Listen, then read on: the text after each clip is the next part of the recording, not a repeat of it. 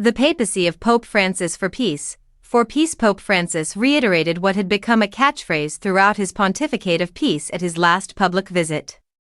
It never lost its power, even though everyone knew to anticipate it at the conclusion of his performances.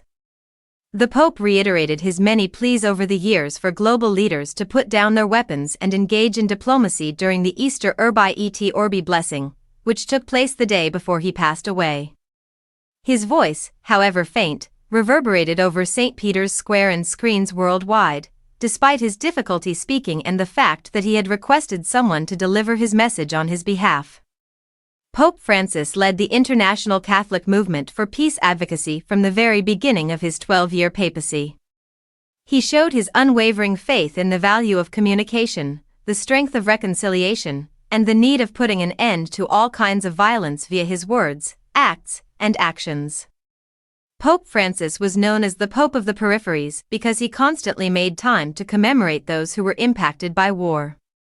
He never failed to direct his prayers towards some of the most severely affected but mostly ignored regions of the globe, even as he prayed for peace in those that get the majority of media coverage.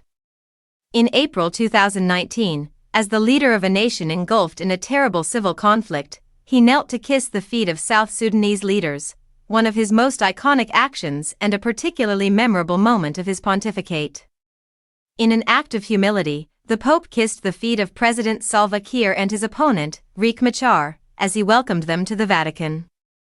He urged the leaders to put down their guns and seek peaceful solutions.